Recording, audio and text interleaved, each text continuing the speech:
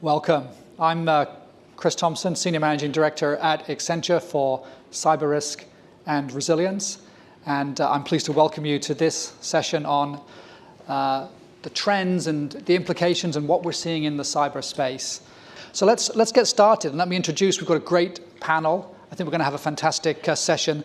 Let me start with Lester Owens. He's the Managing Director at JP Morgan Chase, responsible for wholesale banking operations and corporate and investment bank client onboarding across 50 locations.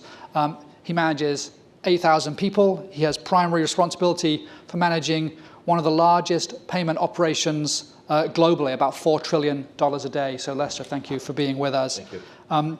Abeer Khedr is the Information Security Director at the National Bank of Egypt. She has recently established the security management system and data center and call center, had them all certified against ISO 27001. Previously, she led the Information Technology and Risk Service line at Deloitte, Egypt. She was recently recognized as CISO of the Year in the annual Cairo Security Camp and was awarded Middle East Women Security Leader by the CISO Council at MISA 2016 in Dubai. Great to have you here, Abeer. And finally, on the panel, Greg Wolfrond. He's the CEO and founder of SecureKey and brings more than 30 years' experience in fintech, security, and mobile solutions. He's a serial entrepreneur whose early ventures include Footprint Software, which he sold to IBM, and 724 Solutions, Inc., a wireless infrastructure security provider that he took public. He's been recognized as one of Canada's top 40 under 40 and was Entrepreneur of the Year and is one of the 100 top leaders in identity. So what we're going to do, we're going to start with some questions. Hopefully you managed to get into the app or get in. We're going to start with some questions just to gauge the mood in the room and see how people are thinking about cybersecurity. So let's start with this. Which fraud type has been most prevalent in the wholesale payment space over the past year? Is it email, malware, or social engineering? Why don't you vote now? Very interesting. So we'll see, split pretty much, and we'll get the panel to comment on some of that as we go through some of the questions here. But pretty evenly split across the different pieces. Let's go to the second question. Which cyber threat is going to be most damaging in 2018? Is it fraudulent transfers? Is it the theft of customer information? Is it the theft of corporate IP? Is it extortion or ransom, or is it denial of service? All things we've seen in the press this year, of course, affecting financial services institutions. Why don't you vote now? Okay, great. Perhaps influenced by some recent events in the press, but theft of customer information seeming like the biggest threat. And we have one more question, then we're going to get into the panel questions. Question 3. Is payments technology evolving too fast? All the innovations we have, is it leaving cracks that the bad actors can exploit? Why don't you vote now? Slight edge to no, but it was pretty close there. So I think that's fantastic. So maybe not is perhaps the conclusion. Why don't we start a little bit there with trends? And I'm going to start with you, Lester. I mean, from a fraud and cyber perspective, what are you seeing the industry trends? What are the behaviors of your clients?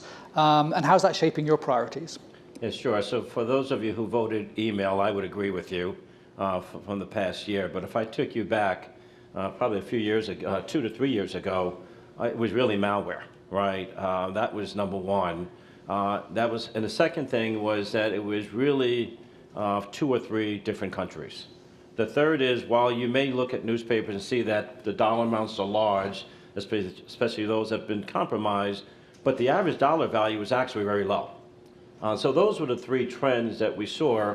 And then there are products out there that obviously allow you to be able to detect the malware. As a matter of fact, we work very closely with our cyber teams, and they have the ability to give us a phone call to tell us when clients actually are impacted, and we can call the clients to be able to clean their respective applications. So that's good. So if I take you now, yes, it is email.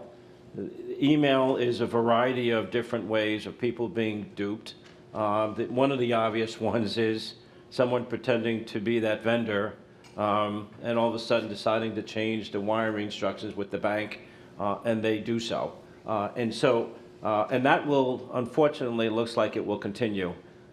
When you ask the question about how it's changed our priority, I think there's two ways of looking at things. You could either be reactive or you can be more proactive.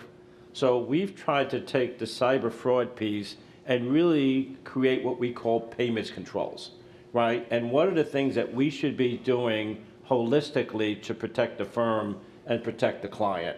And the last but not least, we've spent a lot of time client education, right? Because if you go back and think about what's happened, we've sat down with a lot of clients, and I think it went from clients believing that it was the bank's responsibility to help resolve things, to now clients understanding that they need to really shore up their own environment. Matter of fact, we have clients who are looking to educate their own clients. So that trend has actually changed quite a bit. Okay, very good. Let's stay with trends. And Abeer, I'd be very interested from your perspective, right? As what are the cyber threats that you're seeing, and how are banks like yourself protecting themselves? Yes, we look upon cyber threats in a three-dimensional view.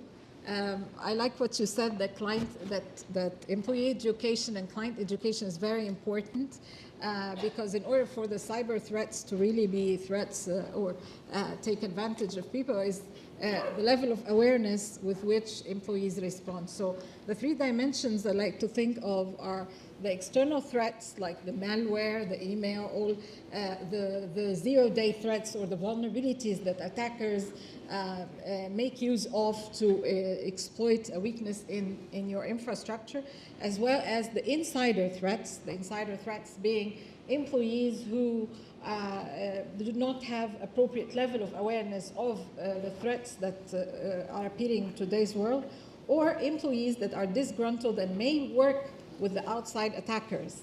So this dimension becomes important. Another third dimension for cyber threats is third-party risks.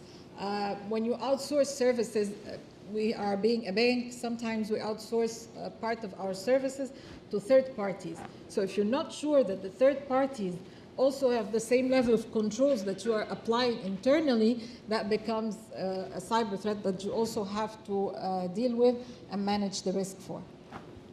Okay, very good, very good. And let me get your perspective as well, Greg. And obviously you come from the identity side. I mean, is identity the heart of the problem? Can we solve our cybersecurity issues with robust identification? Yeah, Chris, it's a piece of the problem, right? I mean, all of us out there are seeing what's going on and seeing recent events. There's 3.4 billion records hacked so far this year, not counting the recent Equifax breach. And one of my friends who's a CEO at one of the banks says, if we've got someone on the phone and they can't answer their questions, it's probably our customer, because the bad guy has a database and AI and all the rest of this stuff. And he says it somewhat in jest, but the problem is it's kind of true. How do we know who someone is? The bad guys are using AI and they're putting data together. It doesn't have to be a hack of the bank. They're getting my mother's maiden name, they're getting answers to questions, they're getting my social security. They can answer lots of questions. And then what we use outside of that is we use things like a driver's license. And in many countries, that's the de facto document. You show up and prove you've got the driver's license, you can get an account. But Chase, about a month ago, said, hey, if someone shows up in our branch with a driver's license and they claim they're Greg and they want a new debit card, we're not going to give it to them in the branch. Well, what's the problem with this, right? If you think about the driver's license, it's a piece of plastic, right? It may as well say my name is. Every hotel you show up at, you show your driver's license in the US and you show your credit card. The IoT camera, which is behind the desk, which is a totally insecure device, is recording W6251, your driver's license number, your name, everything else. They can make a fake one in a heartbeat, and this stuff isn't being secured. So in Canada, what's happening is the banks all got together and said, hey, we have to solve this. We can't solve it within our own walls. If we could take our strong bank authentication and we could add it to telcos about I know what device this person's coming from and where the device is and when it's there, and add it to working with state governments to say, if I'm still not sure, can I turn on the camera and check you against your photo at the state? Then you start to put a dent in this. But without it, the bad guys are winning. Like they're saying, the same arms we do, zero-day attacks, they're winning this fight. Yeah, very good. Let me stay with trends a little bit. And Abeer, you mentioned third-party risks. There's this huge trend around fintech, right? In fact, I think we could say that we're fueling what's happening in financial services with a lot of great ideas coming up. But actually, those are the third parties that we have to, yes. And it becomes very difficult to onboard those and bring those in. How do we do we sort of make that easier and balance that risk out? I know, Greg, you could answer because coming from the outside in, but I'd be interested in the panel's perspective on how do we manage that risk with fintechs when we need it so vitally? Yes, we also have services that we offer to customers through the fintechs. We have the e-wallets, we have mobile applications, and we use those third parties to deliver those services. So at minimum, we put controls whereby we need third-party assurance. We look for independent third-party service organization reports, the SOC Type 2 reports. Those kind of independent assurance give us the comfort that the third party is implementing a level of controls that is acceptable to us and in line with our risk appetite. So this is the minimum that we ask for. The SOC Type 2 reports, and we also, for other parties that cannot manage the SOC Type 2 report, we do security audits. We do this type of due diligence on the third parties that are going to perform the service for us. Yeah, very good. Yeah, it's a barrier though for those third parties, but I hear you. Let's get another view from the audience. We're gonna talk a little bit about talent. Talent's a huge problem in this domain. So if I could get the next survey question. So does your security department have the right talent to keep the business safe? You may be in the business, you may be in security. I think your opinion is valid either way. Yes, no, or don't know, so vote now. We would love that to be 99% yes, of course, right? So I think that no doubt speaks to the challenge around availability of talent rather than competence. Can I get the next survey question? So can the business make educated decisions about cybersecurity? Are they educated enough? So if they have to make calls, prioritization decisions, are they in a position to be able to do that? So please vote now. Again, pretty evenly split and pointing to some of the challenges in this particular space. Let me start with you with some follow-up questions, Lester. I mean, this is a major concern in this area, and I think you've got a lot of talent to draw down on at a place like JPMorgan Chase. But some institutions are not as fortunate, right? What can some of the other institutions do who don't necessarily have such talent available do in this space? I think the couple of things you can do. I think one is, I think you can learn from those institutions that are spending a significant amount of money. I can tell you, myself and others, I've spent more time with clients, not only just talking about cyber, but really understanding what their strategic plan is and what type of controls should they be thinking about the future, right? Which I think is a benefit for them as well as us. I think the second thing is you can't solve everything overnight. My belief is you got to take a risk-based approach. What are the things that you believe not only today but in the future could have an impact on you? And that's, to me, is where the dollars should be spent. And I think the third is what we talked about earlier, and that is, how do you become better educated in this field? Because I don't think it's just, as a person running operations, I never imagined me spending so much time with our cyber teams. Sure. I spend as much time with the cyber folks as I do with the business teams, right? Because I think it's all our responsibility as well to be better educated in this. Yeah, I think that's so true. I mean, if we look at this space where getting that talent in is so difficult. The education seems to be hard to see from the slide. I don't know, Abeer or Greg, if you've got an opinion on how we can better educate people, how we can close that talent gap. Yes, talent is scarce, especially in the cybersecurity field, and it's a global problem. It's not in the West only. It's everywhere. So to work on the scarcity problem, I think also women should be encouraged to pursue the tech and security fields. You don't often see women in CISO positions, and this needs a lot of encouragement from society, in different countries, and this would help women get more into the field and solve the scarcity problem in cybersecurity talent. What is it you think that that we can do to encourage that? I mean, I think traditionally it's been a computer science discipline and it's been very technical. Yes. But if I look at the space, actually the talent we're lacking tends to be analytical and problem solving. Yeah. So is it about educating people about what really is involved in cybersecurity as opposed to what their perceptions might be? Or are we too biased to the people who understand C and Unix, and if they don't understand that, we can't? I don't know if you've got a perspective on what we can do to encourage people better. Yes, technical talents are available, and they are scarce because they may be discouraged to pursue further, being afraid of the work-life balance issue, especially for women. They think this would be too demanding of a job. They could not pursue it further, but I think companies now should be able to offer the support necessary for women and people from all over the different diverse spectrum to join the cybersecurity field. They should give them the necessary support and not make it intimidating as it was before.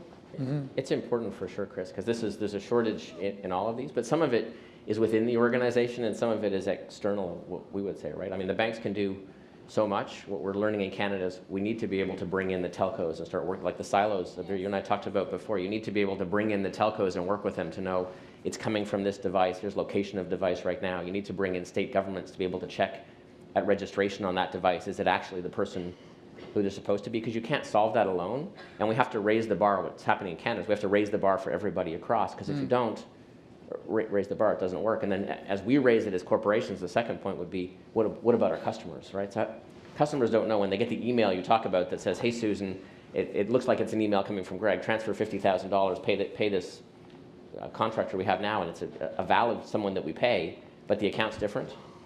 Most companies don't know that. I have friends who run businesses that were hit by this one, and it's, sorry, the money's gone. Like it becomes a real problem, and we have to help raise that bar and then help the clients protect themselves too. Yeah, no, for sure, for sure. If we think about the talent gap, so we had 50% of the audience effectively saying we don't have the right talent in our security organization. How can we? I mean, assuming that's because we've got a scarcity of talent rather than competence, is automation the answer? Is technology going to save us in this space? What can we do to help close that talent gap from a technology perspective? I know I'll open that up to anybody on the panel. I mean, we're competing with all of this great talent against the best in the world, right? We're competing against Silicon Valley companies who are paying a lot and saying, here's what we'll do.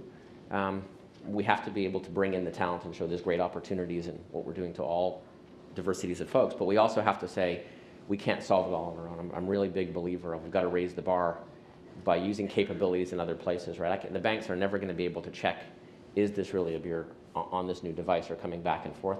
We need state and federal governments to work on that and be cooperative with us. We need the telcos to be able to work and bring it in. If you bring those capabilities together, you start to raise the bar.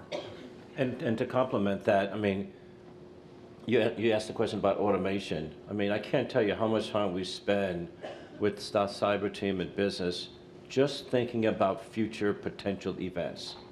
What is it, the things that we need to be mindful of? What's the technology out there that can help complement the talent pool that we may have, right? So I think they actually go hand in hand. So without giving away any secrets, are there future events that in general the audience should be concerned about or think about as we go into this next year? Well, you know, from my perspective, put cyber aside, you know, when you think about what's happened in the industry where money's left different organizations, here's a couple of questions that I would ask you. One is, you know, we've looked at RMAs, right? How many RMAs do you have that may not be used, and have you decommissioned them? Just a question. Another question I would ask is, how many dormant accounts sit in your institution that you probably should be closing, that if you don't close, money probably is going to move? I think the third thing that people should think about is many people here have people who have the ability to move money, whether you're in payments, whether you're in accounts payable. What's the largest value that you can actually move? I would argue probably it depends on the number of fields in that application, right? And so what we've done is to literally look at every single user, look at their behavior, where they're sending money to, what's the dollar value that they're sending money to, and literally developing a profile per user, right? Which I think just helps you going forward. And I think the other thing you just have to be mindful of is there's a lot of different technology out there that you could be using. We just implemented one where it prevents internal users from being able to get into a bad website, right, to having what we call these fraud engine tools that allows you to have all different types of anomaly detection, right? So those are some of the things that I would be thinking about. That's great advice. Let's ask a couple more audience questions. So can I bring up the next poll question? And we're going to switch a little bit and think about some of the risk and compliance aspects of this. So we have a lot of compliance frameworks in the security space, right? Are compliance frameworks and risk assessments an effective risk management approach for cybersecurity? So yes, I mean, they're giving us the rigor that we need. Without them, we were lost, right? Or no, paper assessments don't work in the cyberspace. Why don't you vote now? Pretty evenly split. And of course, I suspect there are more frameworks coming from more regulators around the world. But I think this reflects the fact that there's some real challenges with checklists and paper-based approach. Let's ask the next question.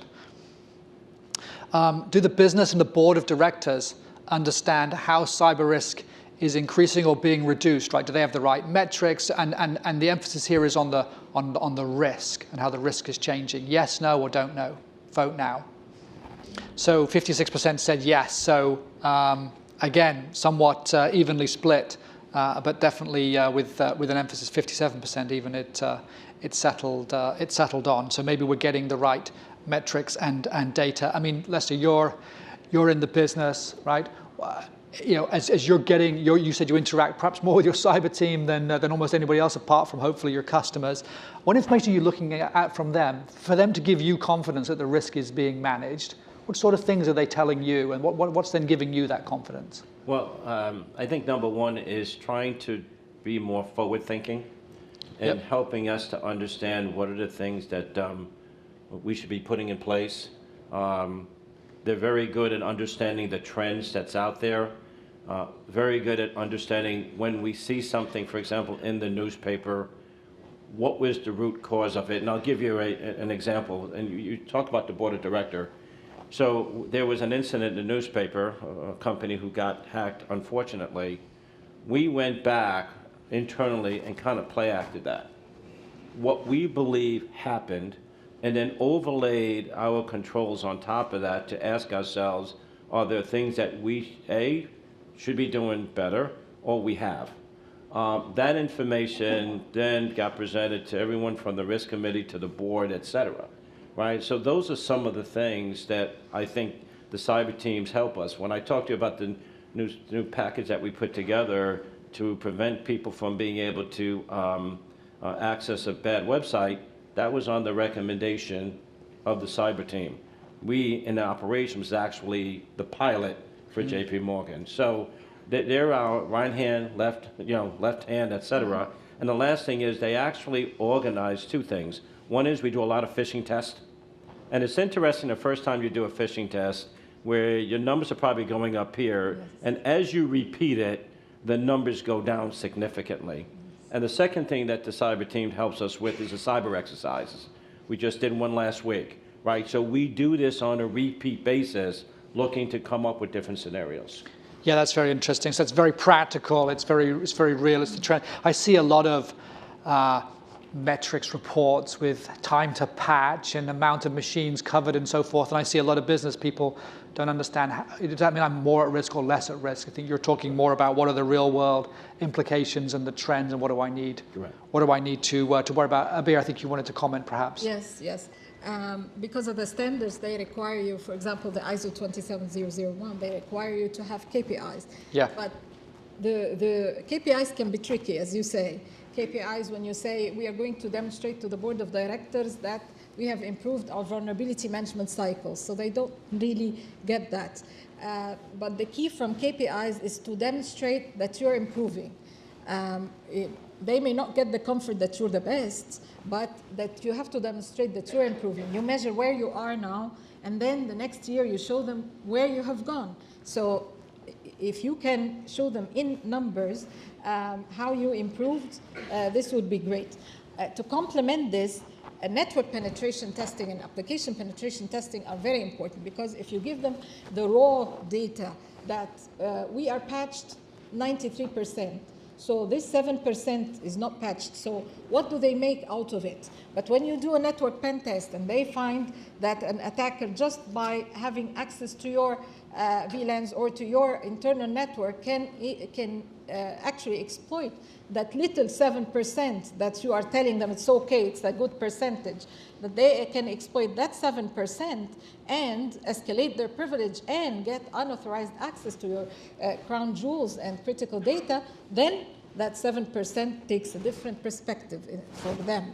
So actually, I think penetration testing is very important. It's one of the benefits of standards, by the way, because standards enforce people to do it. It's a compliance requirement, so people do it. And it's very good if done right, because this is the thing that demonstrates to management where the risk is. They may not understand the raw KPIs, but they would understand how you show them a scenario that manipulates and exploits the certain vulnerabilities to escalate privilege. This would give them a case. Well, maybe that's where all standards are not created equal, right? Because a lot of people say we're following the NIST framework, for example, and we go through the different cycle of that. But NIST doesn't prescribe that you must do red teaming or ethical hacking or penetration testing or any of those different types of things.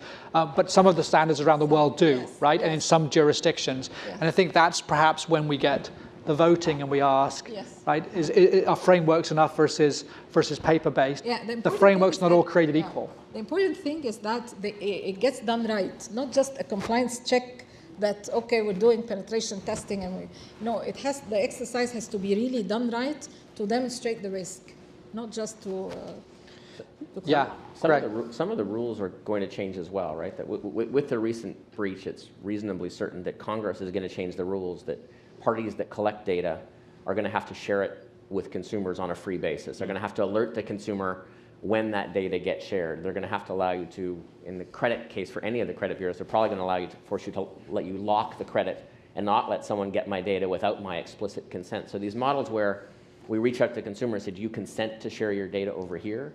So that where identity starts to play into this, and the opportunity for financial institutions to say, hey, with my security, I can let the customer see their credit. I can let them lock their credit and not do it, and how we can add value to our consumers by helping solve some of these changes that are going to happen on a regulatory basis is huge now, because banks are best at this. How do we now start helping the consumers? Because the problem with where data is and what kind of data is out there, it is a real problem, and it's hurting our customers, which comes back and hurts us.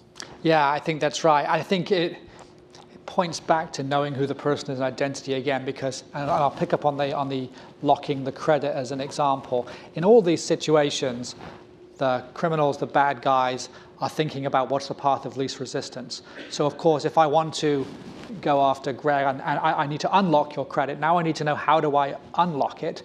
And of course, there's a method, if you forget your PIN code, which you use to lock it, to unlock it still. And that, of course, is the path that they will take. So we've always got this difficulty that we as humans can't remember the passwords, can't remember the PIN codes, and there's always got to be another way around that.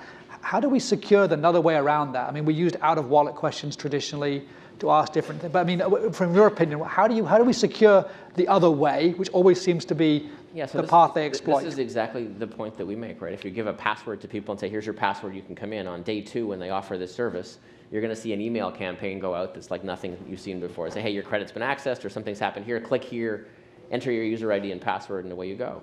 There's an opportunity to take this well-remembered, well-trusted bank password, which is well-monitored, that knows where I am. If I'm logging in Toronto at 9 in the morning and then it's 9:30 in the morning, I'm coming from Vancouver, bank knows that can't be me. Having all these sites and governments create new user IDs, new passwords, as much as they're secure with uppercase, lowercase, number, letter, users don't remember them. They can't trust them. But if I could take the bank off and I could strengthen it with knowing what device and other factors, the banks can play a huge role in helping the customer protect their data and then consent to sharing their data in these circumstances. There's no difference between this credit example Chris, than the payment transaction that you're talking about with trillions of dollars that move. You need to know it's that customer, and they authorize this transaction. Once we can do that, we can do it for other use cases as well that help customers. Yeah, I don't know if anybody else has got a perspective on that. I mean, it's a real challenge, right? It's how you deal with the human nature side of it, but how you then secure things. Just staying on this topic around sort of cyber defense and risk management and so forth. I mean, Leslie, you're running a huge organization. You must have put recent controls in place to try and lock down on the cyber and the fraud problem. I mean, what are some of the things and maybe some advice you can give to others? Yeah, so the advice that I would give is look at this thing holistically. You know, obviously we have the cyber teams that's doing some of the things that Abeer talked about, you know, penetration testing, you know, phishing tests, et cetera. But a couple of things we have done is, you know, if you're in the payment environment, clients can utilize many different access mechanisms to come in. And we derived the concept of circuit breaker. And the circuit breaker says that for this particular channel, I understand the value behavior that goes across. And if I see something that looks abnormal, the circuit breaker will trip and that transaction then will not go through, right? So let's just assume that if a transaction came through SWIFT, came to us, and maybe a client inadvertently sent a dollar value that was quite significant, the circuit breaker would potentially detect it, and that's one benefit. I think the second one is that we've put all types of anomaly detection in. Matter of fact, we just put a new application in just 2 weeks ago into the wholesale payment environment. We all know what we do in retail for credit card fraud. Who would have ever thought you'd be doing this in a wholesale space as well? And that system has the ability to look at everything from what's your pattern to who are you paying, to which countries are you paying to, have you ever paid that country before? So it's all doing all these anomalies, and if it detects something that looks unusual, again, it will allow someone to be able to look at it. The third I talked already about is the phishing test, and I just want to reiterate, the more that you can educate people on things to look at, the safer you're going to be. So those are some of the things that I would mention that's out there. And then probably the last one is the malware detection. I mean, if you go, there's a lot of products out there. There's other products that allows you to protect your own internal groups from being able to access bad sites, and I've talked about that before. So in essence, there's not one thing. I think there's a multitude of things that you'd have to be working on. Great, great.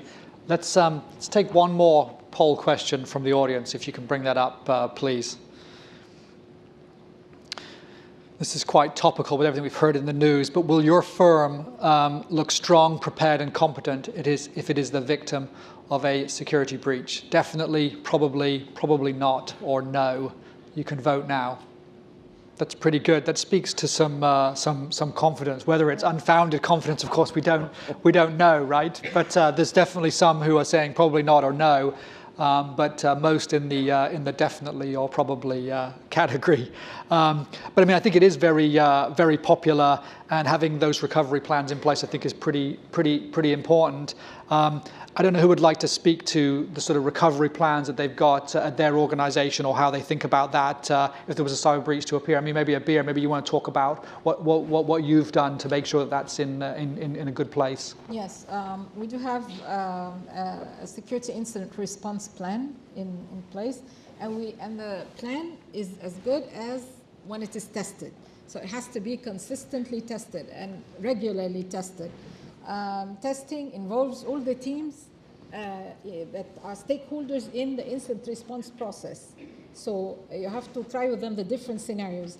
And one important thing that I'd like to advise people about regarding the scenario testing is that people should be holding on to their rationality when taking decisions. Now, when you are in the crisis management team and you are responding to an incident, and of course time is of the essence at that time, still you have to maintain your rationality to not panic and choose the best decision given all the inputs that you have. This is very important, so consistent testing. of disaster scenarios is key to ensuring that when the real thing happens, you are prepared. And a key element also in those preparations is that communication. This would really, the success of the incident testing process is going to really depend on proper communication across all the teams involved in the crisis management response. And how it's only as good as the test that you've done. So do you dry run that? You simulate that? How do you test that? Because I think we've seen plenty of examples where people no doubt felt they had a good plan, but actually in reality it doesn't play out under pressure. Yeah. So how would you recommend people really test this? We do that by service. So we don't do a big bang. We do it by a service. So for example, the treasury people, we have a simulating day for them. You have the other teams. Each team gets its testing on a separate schedule. We don't do a big bang thing. But as I'm saying, during the testing, the important thing is communication and keeping rationale while you're communicating at the right time. Can I just also add, I agree with Abeer saying, I think the other thing we've done, which I found quite interesting, is we were able to get 5 or 6 banks together, and we actually created a cyber exercise. This was about 10 or 11 months ago. And it was interesting when you see how the interaction worked, right? And I think coming out of it, you realize that, how you react to the situation from a procedural standpoint is significant. Exactly. How you communicate to your client base and what do you tell clients is significant. The order of how you get things done, right, and how you escalate is another one. So my recommendation is, obviously we do many of the things internally that Abeer just talked about, but where you can partner with other banks in order to really try and create an exercise that you think is meaningful and then continue to work through some of the issues that you've seen, I think that will provide a significant benefit. That sounds good. Well, actually, interestingly, getting together with other banks reminds me, FSARC is a buzzword that's been around in recent months, right? But few people, I think, could probably explain what it is. I know you're very involved, Lester. Perhaps you could tell us a little bit more about FSARC and what its core focus is. Sure. It's part of what we call FSISAC, but it stands for Financial Services Analytic Resilience Center. And this came out about 5 months ago. Started really in the U.S., 9 banks, as well as government and industry utilities. And the thought process was, how can we work collectively together? Now listen, there's a lot of different entities that's working on risk. But what we did was we came up with a scenario. And the scenario was that a major bank took a cyber hit, and it was one of the top 3 or 4 banks in the world. And let's pretend that that bank not only could not operate that day, but it was not able to operate for days and weeks. Now that's a different scenario when you think this through, right? And so what we created was these work streams. One work stream was liquidity, because we all know that if a stricken bank had a problem, then there's liquidity that's trapped, and then the question becomes, how do you settle at the end of the day, and how do other banks get their liquidity? So that was one scenario. Another work stream is customer strategy. You have clients who all of a sudden make payments to that stricken bank. Well, if you don't necessarily have good backup plans, what other banks are you going to use in order to get those payments completed? Was another one. Another scenario was, okay, so the stricken bank is down. What are the procedures to allow them to be reactivated? And who approves the reactivation? So you can imagine, and I can keep going, so there's like 8 to 9 different work streams. We actually collectively just had a cyber exercise last week, which we all thought was very, very helpful. But this dialogue will continue, and the assumption is that we're going to work through each work stream and then really try and proceduralize this as much as we possibly can. So we found it to be quite interesting. Yeah, that's very, very good. Yeah, I've likened cybersecurity to Formula One racing, and for anyone who's a fan, right, there's actually 2 competitions. There's an engineering competition to engineer the car, and there's obviously the race itself. And in cybersecurity, we spend a lot of time on the engineering competition, Right? We get all the machines patched, we get all the technology in place, we build our security operations center and so forth. But this is very much driving around the track, what you're describing here, right? This is time trials. Right. It's not the actual race, which might be the actual cyber breach and the actual thing, but at least we're practicing. And I don't think we do enough of that. And I think we need to recognize that that's the performance we need to be testing and making sure is working the whole time. So let me see if there are some questions from the audience. There's going to be some microphones. If you would like to ask a question of the panel, please put your hand up, and we'll get a microphone to you. And people are always shy. Oh, there's one here at the front. Excellent. Hi, Robert Stewart from Eurofema. I'd just like to ask the panel what they think of SWIFT's program, the customer security program. SWIFT's customer security program. Any opinions? Abeer. Yes. Now for the CSP, what you find different about those? If you're from a bank, you said you're from a bank, so you're familiar with the payment card industry, for example, that's a security standard.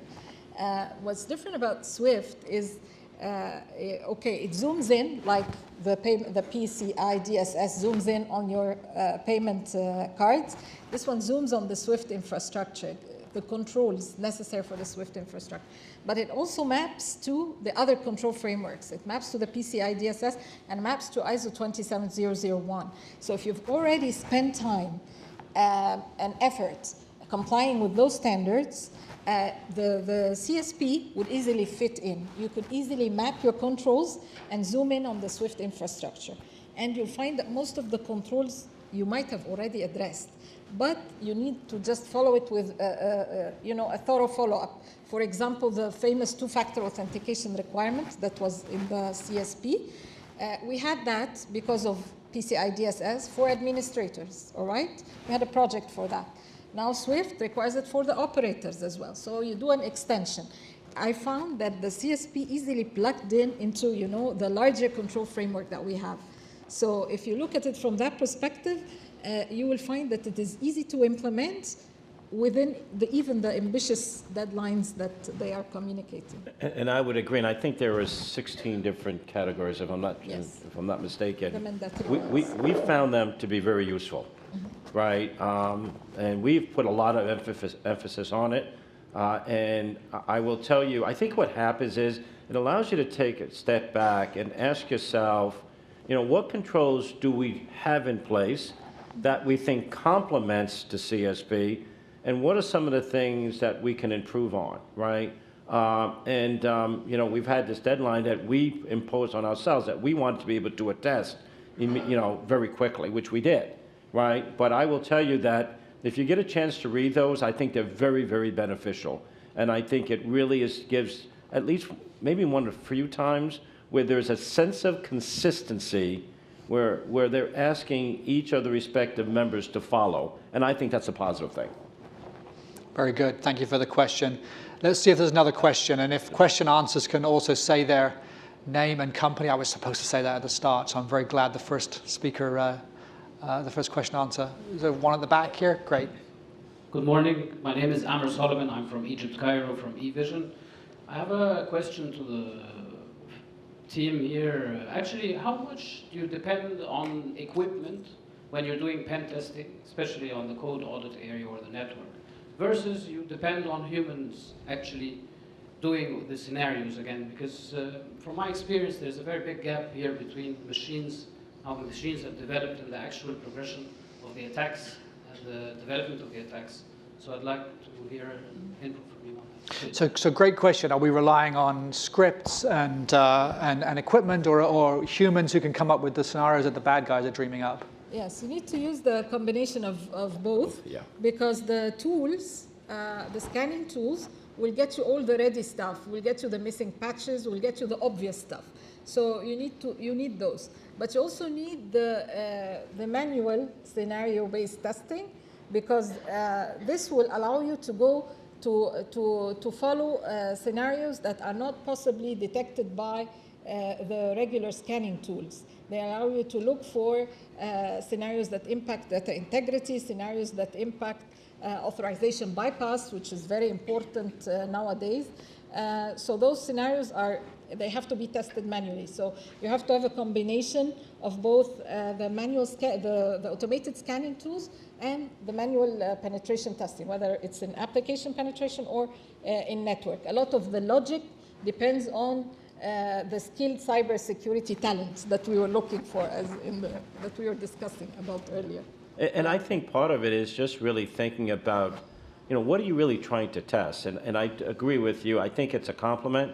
I mean, when you think about penetration testing, one of the things I thought about that we've done is data at rest. There's a lot of data that sits in your applications where people can penetrate, right? And the question becomes, how can you systematically, in that case, being able to test, and this is where I think we use the cyber folks, in order to be better educated on things that could be happening in the industry now or in the future, and those are, if you want to use the word scripts, those are the scripts that we try to use going forward. I had a question for the other panelists on that same topic, is the whole kind of what kind of data is at rest, right? Like we work with the banks in Canada, they're really concerned about this honeypot of data. Sure. If you've got social security number, if you've got date of birth, if you have all this stuff, it's more damaging when it gets hurt. What are we keeping in our systems? What's available and not available, right? So the stuff we're building now is all blockchain, so the government's data stays at government and credit agency data stays there. And I'm just doing a lot of the auth to release that data, but I don't want to store it. I don't want to put it in rest inside my firewall, because if it gets damaged, the reputational risk and other is going to be much harder for the organization to manage. Agree. If we don't do that. So prepping in advance of what data is available when someone does come in, if they do get in, is an important one as well. I think that's right. I think that's the ideal world, right? Of course, we drag our legacy technology with us, right, into our business problems. So I think that's a big part of the problem. Just before we get the next question from the audience, when we had the poll at the beginning, people were split pretty evenly on whether or not payments technology was evolving too fast, right? I think the Internet of Things is out there and it's coming, right? Are we ready for payments from refrigerators? Actually, those payments, no doubt, although they would go through a third party, would end up flowing through your payments platform, no doubt, Lester, right, from someone you were providing services to. Are we ready for that? Can we reject things out when those end devices are weakly secured? Like, how do we cope with that evolving ecosystem? Yeah, I think, the end of the day is this is the world that's coming. Push payments, real-time payments are happening all over the world, and the bank has to be able to authenticate, is it that user? Are they on this device? Is it them going forward? So what is the technology we have to put inside? On an Intel machine, can I tell it's coming from this device every time? Can I have keys outside the operating system to be able to do that if they're on the iOS device or an Android device? How do I know it is Greg, and how do I know Greg's authorizing this transaction? The more stuff we can do to raise that bar. I think Chase is already there in the US. If you look at Chase Pay, I authenticate on my device, I put my finger on the button, I say I want to pay. They take all the risk on that transaction. As we move towards these push payments, that liability is going to come back to the originating organization, and did my customer authenticate? And if anything goes wrong, it's going to come back to the sender in large part. So we better make sure we raise the bar on how do we know it is that individual and they are authorizing that transaction, and what tools do we need to be able to do that well? And you're also raising the bar. I think Abeer said it. You have to hold your third-party providers to the same standards that you have. Yeah. Absolutely, right? And you have to be extremely rigorous about it, right?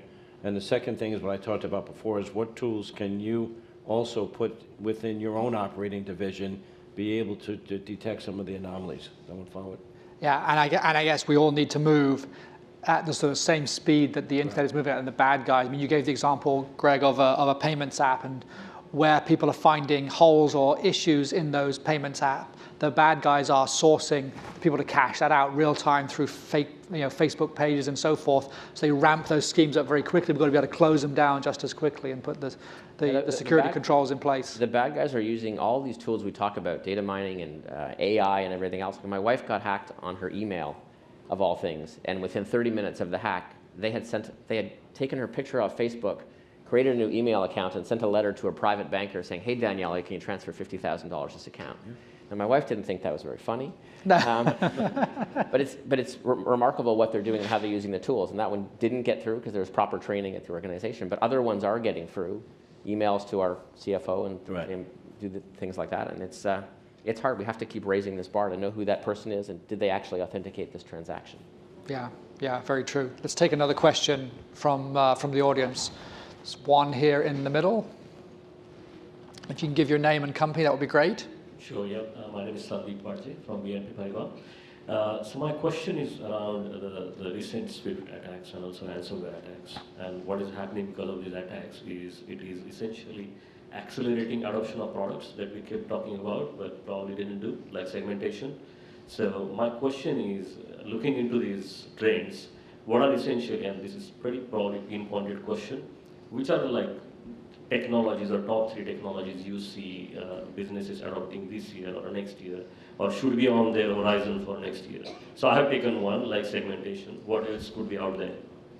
So what are the top 3 technologies we should adopt?